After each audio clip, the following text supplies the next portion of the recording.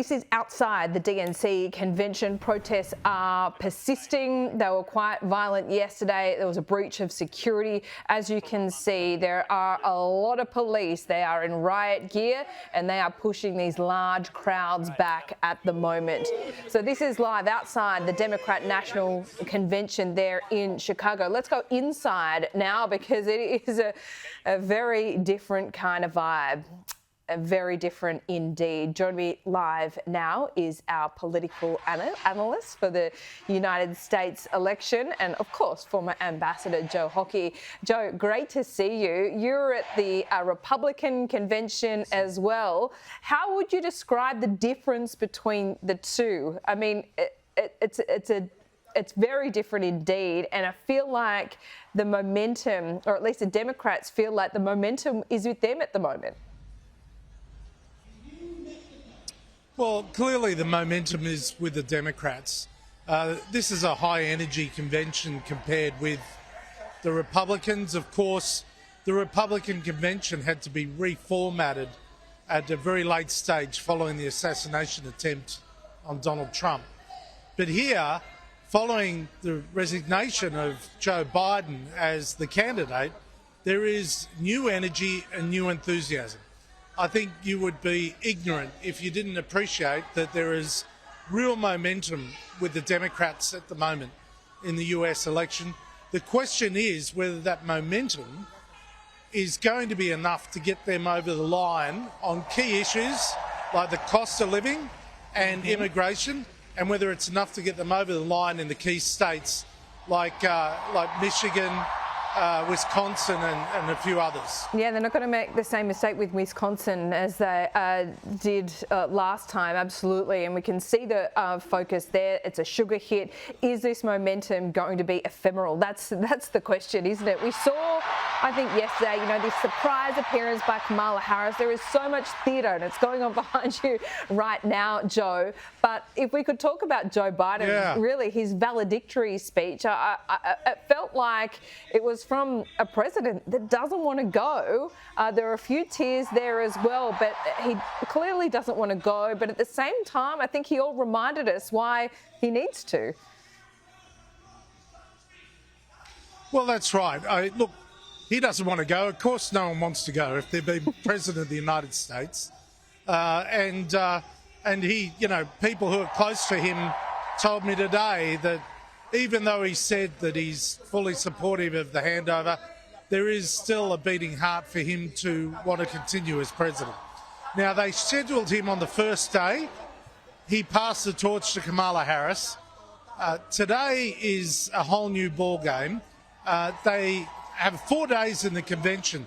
The first day was Joe Biden. We're done with that. He's passed the torch. The second day is being led by Barack Obama. And that's really interesting that they've created a separation between Barack Obama on day 2 and Kamala Harris on day 4. And they've done that deliberately because they are trying to turn this from an election campaign into a movement. And that's what all this enthusiasm, all this show business is about. How do you bring all the Democrats together, the ones that are, for example, opposing Biden on Gaza, for ones that want relief from student fees? How do you bring all of the different parts of the Democratic Party together? And that's what this is about, going from a campaign into a movement.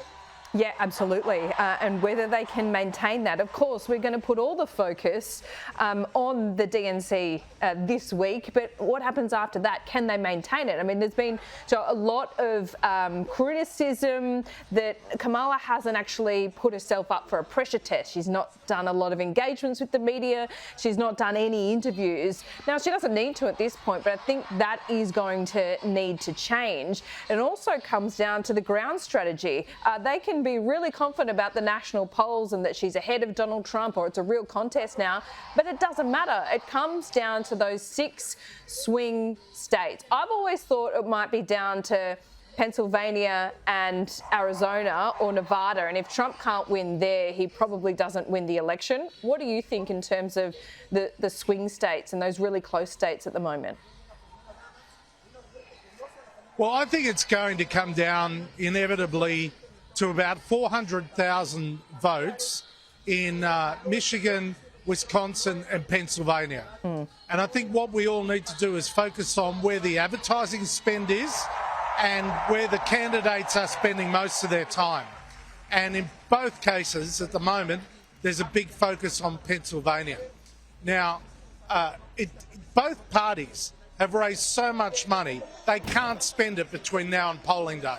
I mean, it's ridiculous the amount of money that has fallen Kamala Harris's way. They've got 77 days until the election.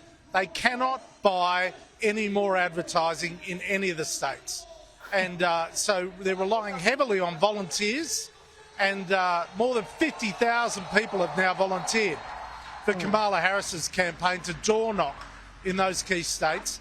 It really is going to come down to an arm wrestle in terms of logistics. But I come back to the policies. Cost of living and immigration are the two biggest issues. And if Donald Trump gets back to being a little bit disciplined, if he can start focusing on those issues rather than talking about himself or the colour of Kamala Harris's skin, if he can talk about the issues that actually matter to those voters, he will win. But if he is ill-disciplined, as he is at the moment, and focuses on everything other than those key issues, he will lose. Yeah, he's rattled. But it doesn't mean that he can't get this back on track. And I'm sure there's a lot of hubris in the room where you are at the moment among the Democrats. But you'd still have to say on those two issues, immigration and the economy, the cost of living, Donald Trump surely has the upper hand there among those key voters in those three states that you mentioned. Absolutely he does. And what he's got to do is keep repeating that line over and over again right up to polling day. The only candidate that is promising to increase taxes is Kamala Harris. Now, whether she says it's for corporates or not, the bottom line is if you increase taxes on Walmart, Walmart are going to increase prices for everyday Americans. And that's what Donald Trump needs to prosecute. He's not doing it at the moment, or he's doing it only for 1 minute out of a 2-hour speech. He needs to get back focused. He needs to show some energy again. And I think Kamala Harris no doubt will get a bounce out of this week. Will she get a bounce? She could get 4-point bounce. She could get a 7-point bounce. But that can wither away quickly with one bad press conference. And I think the greatest risk to Kamala Harris is that she hasn't been tested yet, and in this environment where she is still relatively unknown by American voters, if you have one or two bad press conferences like Sarah Palin did many years ago, if you have one or two bad press conferences, Kamala Harris has a long way to fall. Donald Trump can't say anything or do anything that would surprise us anymore. No. Everything that he can do and say he's done, right? Nothing can surprise us. So his downside, isn't that significant? Kamala Harris has a big downside if things go wrong. Yeah, I think you're right. But you know what? I've said unprecedented so many times during the last couple of months when it comes to US politics, and particularly Donald Trump. So, look, I wouldn't bet my house on that. I would think we can always be surprised by Donald Trump. No, don't. I take your point. I take your point. Joe Hockey, it's great to talk to you. See you soon. Good job. See you later.